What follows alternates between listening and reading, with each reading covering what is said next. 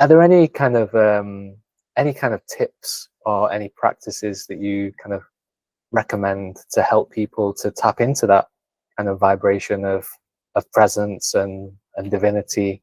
Any quick kind of exercises or meditation that you might be able to share with us now for maybe people who are listening as well? Absolutely. One of the main things is to connect with your breath. So to begin to notice the breath. That's very powerful because the breath is always here and now. It can't be anything else. So that immediately brings you back to the body, back to what's happening, and away from anything else. So just focusing on breathing in and out and having your awareness on the breath is really powerful.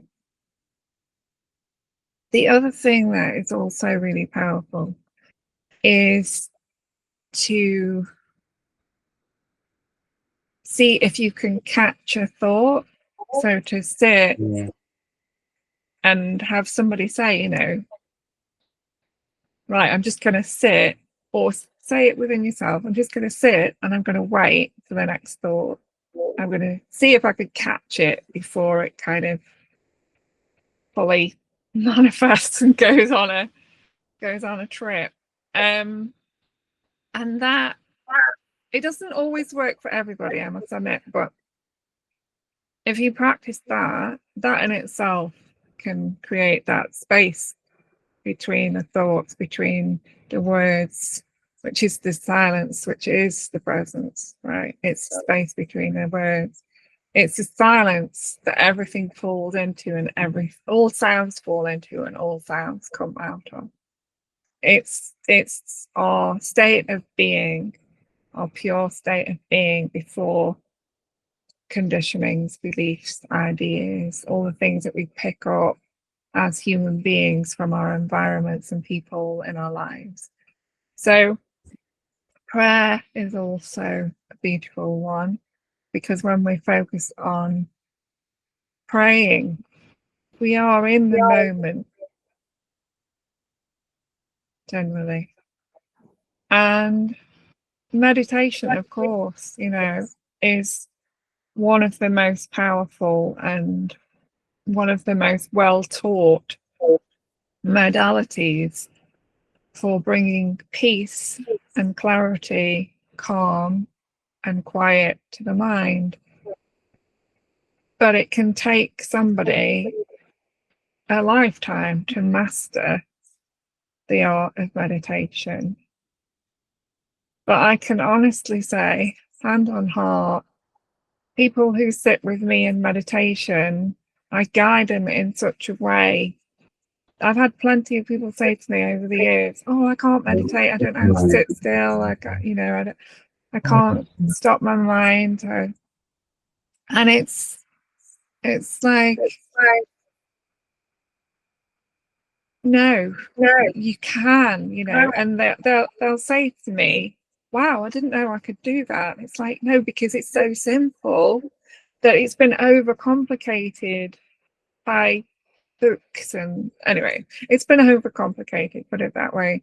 And so people think meditation is, right, I've got to sit still, I've got to not think about anything, which obviously is like the elephant in the room. So all the thoughts are going to come in if you sat there thinking about not thinking about everything. It's like, it's counterintuitive. So, but if you close your eyes, come to the breath,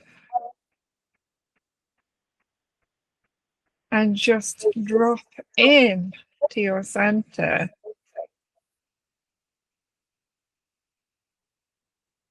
and feel the body on wherever you are, whether you're sitting on a chair, the floor, sofa, or on your bed, wherever you are, just being aware of the body. And then to find a place within the body that might need your attention. So we may have some stress, some tension, some pain sometimes, just something uncomfortable, or something feels like an expansion or a contraction.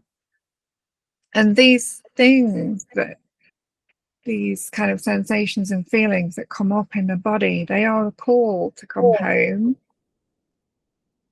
So when you find something in the body that needs your attention and you place your consciousness on that, the vastness of the consciousness that you are, the vastness of your being, the vastness of your presence dissolves that thing. And then you move into that space. As it dissolves, you move into that space of presence. So it's a very simple thing, right? Simple for me. Maybe it isn't simple for everybody, but yeah, there are other aspects to it, but that is, those things that I've just shared can be immediately effective. Yeah.